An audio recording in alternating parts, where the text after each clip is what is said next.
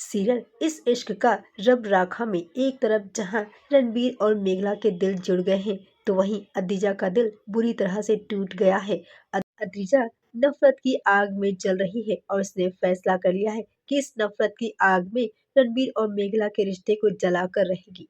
आपको बता दें कि शो के आने वाले एपिसोड्स में जहां रणबीर और मेघला अपने खूबसूरत सफर की शुरुआत करेंगे, तो वहीं अदीजा इन दोनों के रिश्ते को तोड़ने की कोशिशों में साजिश करते हुए दिखाई देगी। ये तो तय है कि अदीजा रणबीर और मेघला के रिश्ते को तोड़ने के लिए किसी भी हद तक जा सकती है। देखने वाली बात होगी कि आखिर अदीजा इस बार कौन सी नई साजिश करेगी।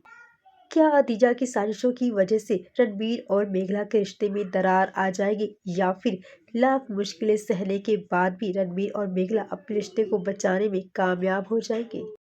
रणबीर और मेघला की इस खूबसूरत जर्नी में और कौन कौन से ट्विस्ट आएंगे, ये जानने के लिए हमारे साथ यूं ही जुड़े रहें। Thank you for watching.